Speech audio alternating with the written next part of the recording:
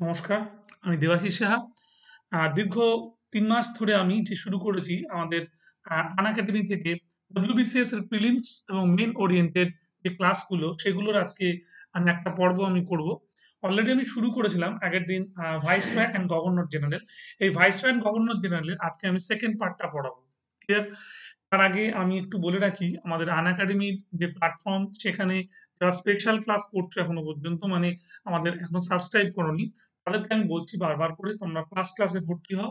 Plus ক্লাসে ভর্তি হয়ে তোমরা প্রিলি প্লাস মেইন এবং অপশনালের ক্লাসে ৩ টে সুযোগ সুবিধা তোমরা WBCS থেকে পাবে। শুধু WBCS নয় তার সঙ্গে সঙ্গে তোমরা পাবে ICDS এবং সেই সঙ্গে সঙ্গে PSC মিসলেনিয়াস এবং PSC ক্লার্কশিপের আমাদের সমস্ত রকমের প্রশিক্ষণ। তাই আর দেরি নয়, তোমরা তাড়াতাড়ি করে আনএকাডেমিতে ভর্তি হয়ে যাও এবং আনএকাডেমিতে ভর্তি হতে গেলে যেটা করতে হবে সেটা আমি তোমাদের একটু দেখাচ্ছি।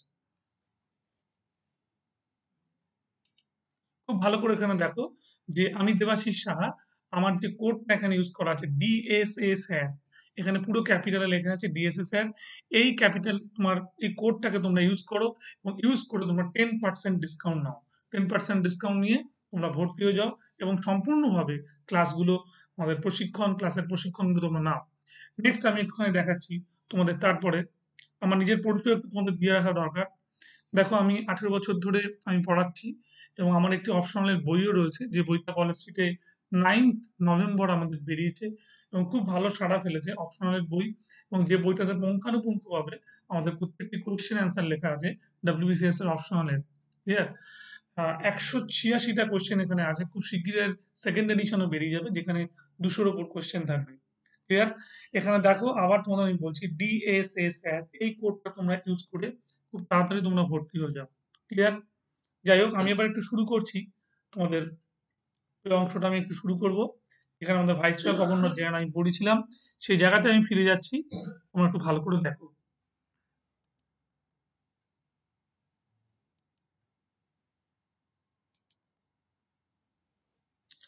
আমি আগের দিন পড়েছিলাম রোজার ড্রেক, রবার্ট ক্লাইভ আমি পড়েছিলাম।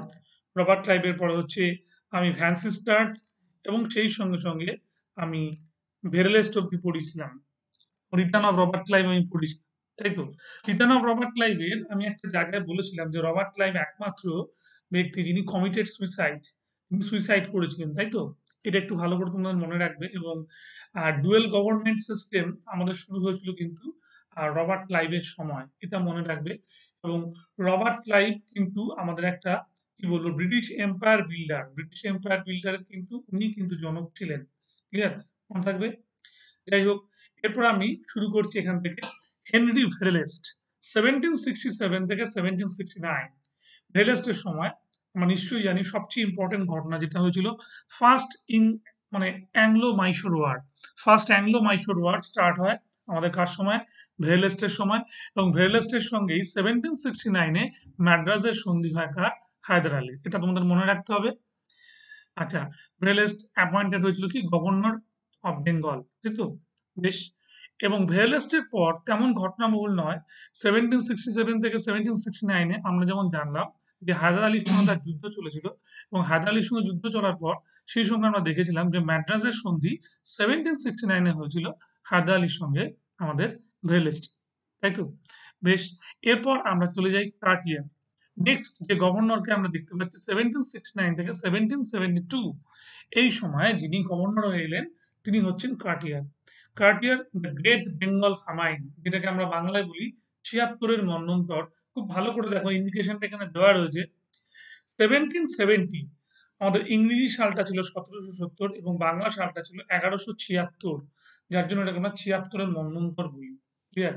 এটা বিরাট বড় একটা এফেক্ট ছিল এবং কার্টিয়ারের সময় সবচেয়ে উল্লেখযোগ্য ঘটনা কিন্তু এটি ছিল। ক্লিয়ার? এবার আমরা দেখব যে গভর্নর অফ বেঙ্গল রূপে ওয়ারেন হেস্টিংস এর শেষ সময়টা। 1772-তে ওয়ারেন হেস্টিংস আমাদের লাস্ট গভর্নর অফ বেঙ্গল রূপে আসেন এবং ওনার সময় উনি মাত্র একটা বছর ছিলেন 1772 থেকে 1773। এবং তোমরা নিশ্চয়ই জানো যে 1773-তে আমাদের পাস হয়ে যায় আমাদের রেগুলেটিং অ্যাক্ট। এবং রেগুলেটিং অ্যাক্ট যখন পাস হয়ে যায় তখন রেগুলেটিং অ্যাক্ট পাস হলে আমরা দেখতে পাই যে আমাদের গভর্নর জেনারেল অফ বেঙ্গল যিনি ছিলেন, আমাদের গভর্নর অফ বেঙ্গল যিনি ছিলেন, তিনি হয়ে গেলেন গভর্নর জেনারেল অফ বেঙ্গল। এটা সম্পূর্ণই হয়েছিল রেগুলেটিং অ্যাক্টের বলে। ক্লিয়ার? এটা মনে থাকবে। এবং আমরা আবার দেখবো যে ওয়ারেন হেস্টিংস এর দুটো জায়গা, একটা হচ্ছে গভর্নর অফ বেঙ্গল 1772 থেকে 1773, এবং আবার উনি গভর্নর জেনারেল অফ বেঙ্গল 1773 থেকে 1785। ক্লিয়ার? দুটো সময় আমরা তাকে দেখতে পাবো। আজকে আমাদের আলোচনার বিষয়বস্তু যেখানটা 1773 থেকে 1785, এই সময়টায় ওয়ারেন হেস্টিংস এর আমাদের কি কি ঘটনা ছিল। নেক্সট আমরা প্রথমে দেখব টার্মিনেশন অফ ডুয়েল অ্যাডমিনিস্ট্রেশন, তাই তো, যেটাকে আমরা বলতে পারি যে দ্বৈত শাসন ব্যবস্থা, যেটা রবার্ট ক্লাইভ চালু করেছিল, যেখানে কি হয়েছিল, নবাব হয়ে গেছিল রেসপন্সিবিলিটি উইদাউট পাওয়ার, মানে দায়িত্ব কিন্তু ক্ষমতাহীন, দায়িত্ব নিচ্ছে কিন্তু ক্ষমতাহীন। আবার ইংরেজরা কি হয়ে গেল, পাওয়ার উইদাউট রেসপন্সিবিলিটি, হাতে মানে কি হলো, হাতে ক্ষমতা রাখলো কিন্তু কোনো রেসপন্সিবিলিটি নিল না। ক্লিয়ার? এই যে অদ্ভুত একটা ব্যবস্থা ডুয়েল গভর্নমেন্ট সিস্টেম, সেটাকে তুলে দিল কে? সেটাকে তুলে দিলেন ওয়ারেন হেস্টিংস। মনে রাখবে এটা, এটা ভীষণ ইম্পর্টেন্ট। তাহলে 1772 তে যখন উনি তুলে দিচ্ছেন as a governor of Bengal রূপে, এটাই তার সবচেয়ে বড় কাজ ছিল। ক্লিয়ার? এবার দেখো আমরা দেখতে পাচ্ছি ডিসমিসড দ্য ডেপুটি দিওয়ান। এই ডেপুটি দিওয়ান যিনি ছিলেন, যাকে আমরা বলতাম রেজা খান এবং সিতাব রায়, তাদেরকে তুলে দিলেন। হলো মোহাম্মদ রেজা খান এবং বেঙ্গলে, এবং সিতাব রায় ছিলেন বিহারে, এই দুজনকেই তুলে দেওয়া হলো। ক্লিয়ার? এটা খুব ইম্পর্টেন্ট একটা জায়গা যে ওয়ারেন হেস্টিংস 1772 সালেই এই দুজন যে ডেপুটি দিওয়ান, একজন বিহারে এবং একজন বাংলার, বাংলার পক্ষ থেকে ছিলেন মোহাম্মদ রেজা খান এবং বিহারের পক্ষ থেকে ছিলেন আমাদের সিতাব রায়, এই দুজনকেই তুলে দিলেন। ক্লিয়ার?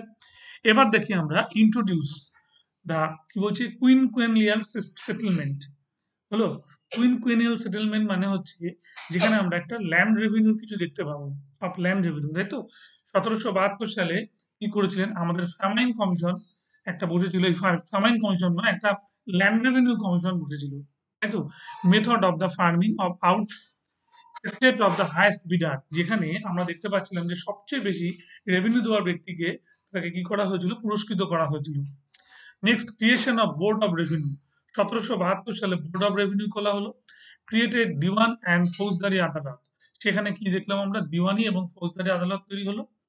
ডিস্ট্রিক্ট লেভেল অ্যান্ড সদর দিওয়ানি আদালত, এবং কি হলো, ডিস্ট্রিক্ট লেভেলে একটা ফৌজদারি আদালত খোলা হলো এবং সদর দিওয়ানি খোলা হলো একই সঙ্গে।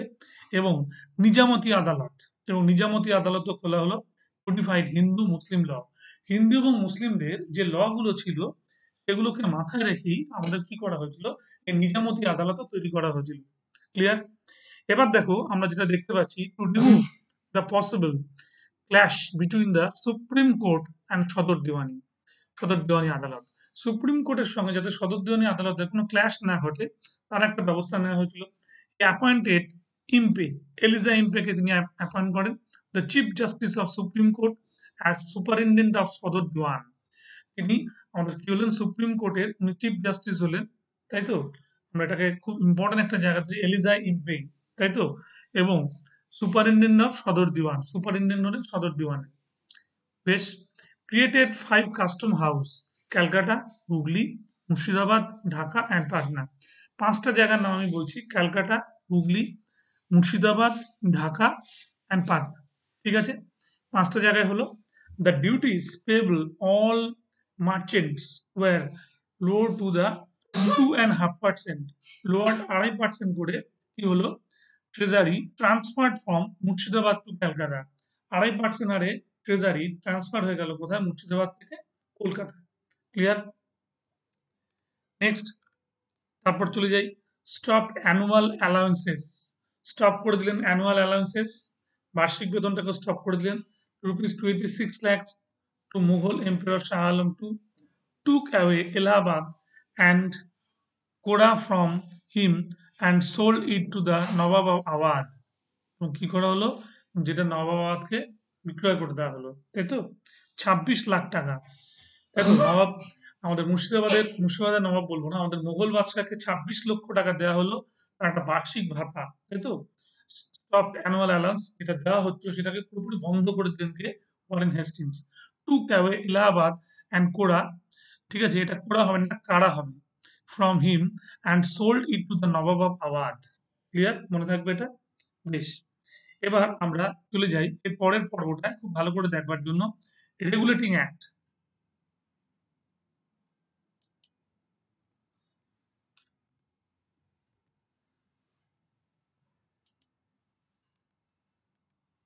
রেগুলেটিং অ্যাক্ট হলো 1773 তে envisages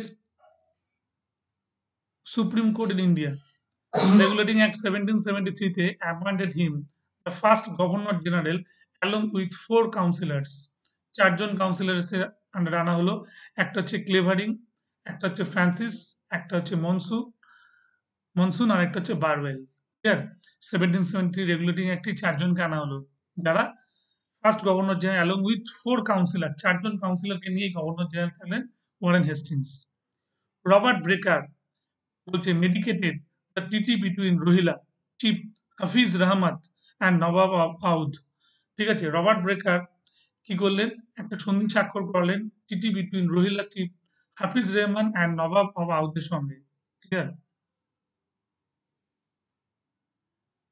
supreme court established at Calcutta in 1774। Supreme court 1774 সালে এলেন।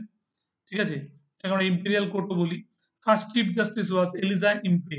হলো the Rohilla war 1774 an annexation of Rohilkhand by the Nawab of Oudh with the help of British। Clear? The Rohilla war 1774 সালে হলো an annexation of Rohilkhand by the Nawab of Oudh with the help of British. Trial of Nandakumar and his judicial murder. এবং কি হলো, Eliza Impey যখন 1774 সালে বিচারপতি হলো, ঠিক সেই সময় ট্রায়াল অফ নন্দকুমারের বিচার হলো, তাই তো? অ্যান্ড হিজ জুডিশিয়াল মার্ডার, 1775 সালে তাকে জুডিশিয়াল মার্ডার করা হলো। কি আবার ওয়ারেন হেস্টিংস এর সম্পর্কে অনেক কিছু জোগাড় করেছিলেন, তথ্য হচ্ছে নন্দকুমার। নন্দকুমার সেটা ফাঁস করে দেবেন বলে ঠিক করেছিলেন এবং তখন এটা এলিজা ইম্পেকে জানান এবং এলিজা ইম্পে তারপরে কি করেন, জুডিশিয়াল মার্ডার করে দেন, বলে দেন হ্যাং হিম। কোনো জুরির, কোনো সাক্ষীর, কোনো কিছুর না তোয়াক্কা করে আমাদের কি করলেন, আমাদের এলিজা ইম্পে বললেন হ্যাং হিম। তাই জাজ এক প্রকার খুন করলেন, কাকে করলেন, মহারাজা নন্দকুমার। তাই বলা হয় জুডিশিয়াল মার্ডার 1775। এবার যে ঘটনার উপর নির্ভর করে আমাদের নন্দকুমার কথাগুলো বলেছিলেন সেটা হচ্ছে চৈত সিং, বেনারসের রাজা চৈত সিং এর কাছ থেকে মোটা অঙ্কের টাকা ঘুষ নিয়েছিলেন, তাই তো? মানে এবং সেই সঙ্গে সঙ্গে আমাদের আউধের যে রানী 1782 সালে তার কাছ থেকে একটা বড় রকমের ব্রাইব নিয়েছিলেন কে, আমাদের ওয়ারেন হেস্টিংস। 78-এ তাহলে কি হলো, 78 হচ্ছে বেনারসের যিনি রাজা চৈত সিং এর কাছ থেকে ব্রাইব নিলেন এবং 1782 তে 4 বছর বাদে আউধের কাছ থেকে উনি নিলেন। হলো two bribe from Chait Singh 2 lakhs and nawab of Awadh 10 lakhs। হয়ে গেল। In 1776 Monu's law was translated into the code of Gentoo laws। 1776 সালে মনুজ ল ওয়াজ ট্রান্সলেটেড, মনুর লটাকে ট্রান্সলেট করা হলো into the code of Gentoo laws. ঠিক আছে, কোড অফ জেন্টু লস। আচ্ছা, quinquennial settlement was aborted in 1777, an annual settlement of land revenue of basic open হ্যাঁ action to the হচ্ছে highest বিডার was started. আমি আগে একবার বলেছি। ফার্স্ট অ্যাংলো মাইশোর ওয়ার, তাই তো? ফার্স্ট অ্যাংলো মাইশোর ওয়ার আমি বলবো না, এটা হচ্ছে ফার্স্ট অ্যাংলো মারাঠা ওয়ার। ঠিক করে নেওয়া হচ্ছে এখানে একটু।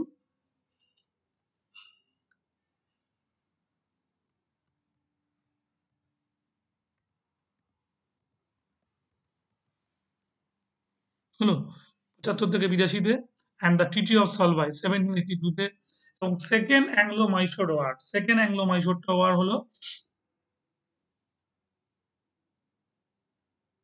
এখানে একটু ছোট্ট ইয়ে হয়ে গেছে, 1782 80 থেকে 84।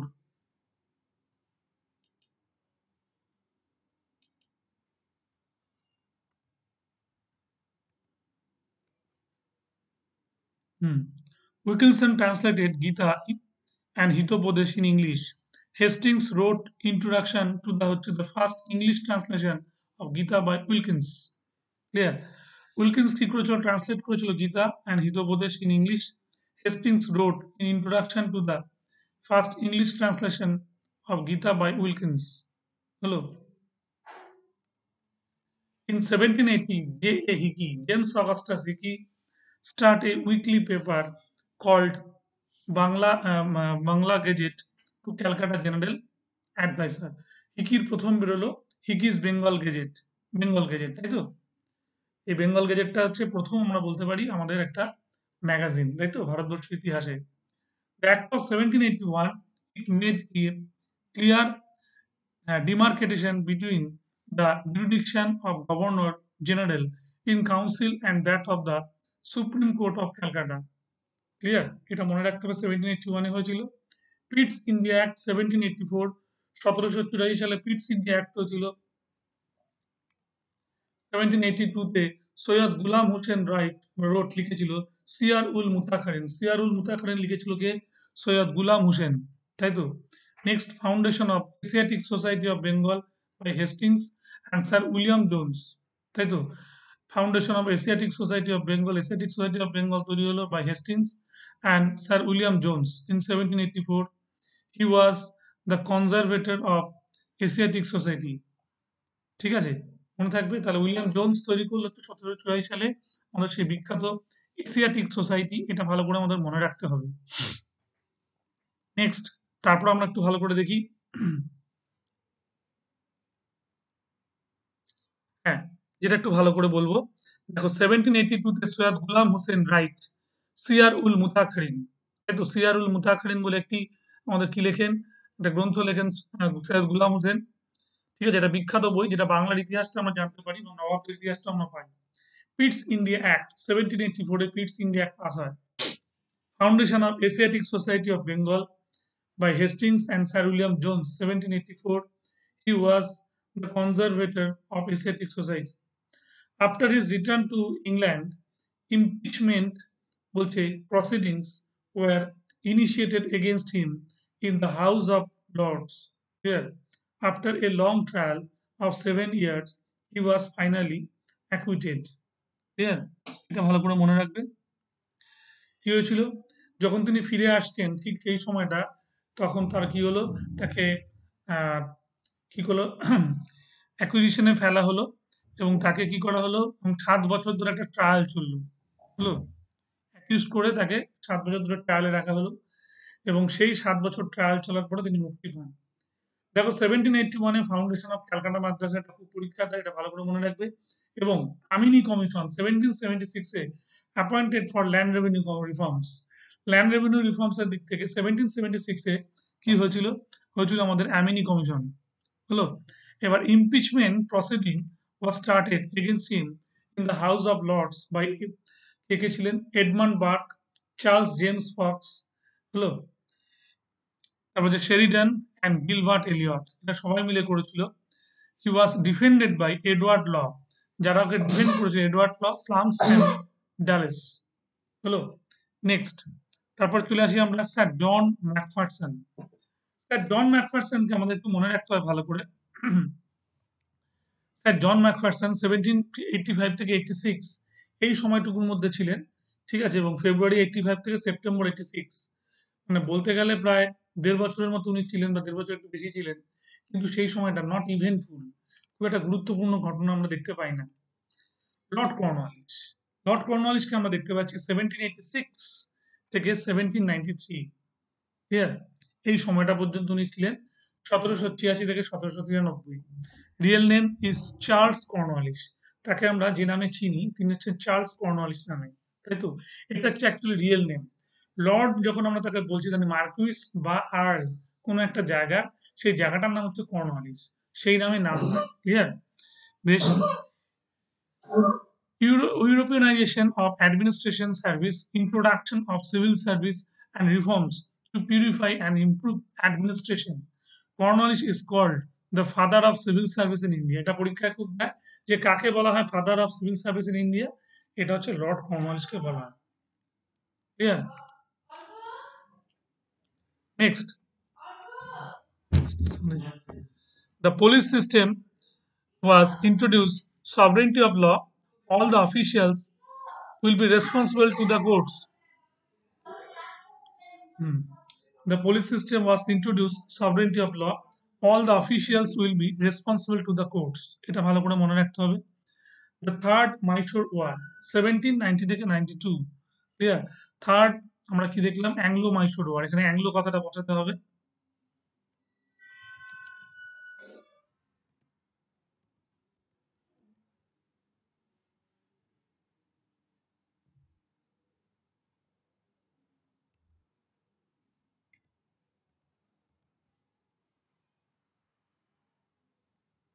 থার্ড অ্যাংলো মাইসোর ওয়ার হলো the defeat of Tipu and the টিটি অফ শ্রীরঙ্গপট্টনম। টিটি অফ শ্রীরঙ্গপট্টনমটা এখানে হবে 1792।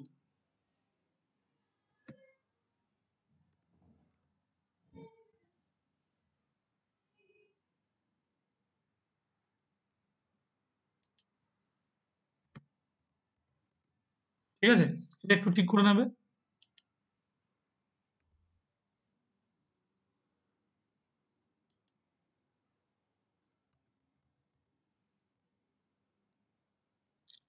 এবার দেখো পরের পয়েন্ট আমি একটু বলি। In 1791, Sanskrit College of Benares founded by Jonathan Duncan. Jonathan Duncan 1791 সালে তৈরি করেছিল আমাদের কি বললাম? আমাদের সংস্কৃত কলেজ অফ বেনারস। এটা ভালো করে মনে রাখবে। নেক্সট তারপর রয়েছে introduction of permanent settlement revenue. Permanent revenue settlement. Introduction of permanent revenue settlement of zamindari system in Bengal and Bihar 1793. Introduction of permanent revenue settlement of the zamindari system in Bengal and Bihar. Bengal and Bihar করেছিল 1793 তে। বেশ। Reform of judiciary 1793, settings up courts different level and separation of revenue administration from judicial administration. Clear? 1793 সালে যে reforms of judiciary হলো এবং সেটা সূত্র ধরে setting up courts and different levels, বিভিন্ন রকম ভাবে খাতে আমাদের কি হলো, আমাদের কোর্ট তৈরি হলো and separation of revenue administration তৈরি হলো from judicial administration. Clear? The district Fauzdari Adalat, presided over by Indian judge, abolished and in their places for circuit courts were established, presided over by the Europeans. Here, base convented servants, the Shodor Nizamati Adalat at Murshidabad, so far presided by a Mohammedan judge, was replaced by similar court set up Calcutta, compromising Governor General and members of Supreme Council. Hello, Murshidabad, so far the presided by a Mohammedan judge, was replaced by similar courts set up at Calcutta, compromising Governor General and members of Supreme Council. মনে থাকবে? Cornwallis Code was introduced in 1793 with following features. 1793 সালে যে Cornwallis কোডটা তৈরি হয়েছিল কতগুলো ফিচার্সের উপর দাঁড়িয়ে। কি কি?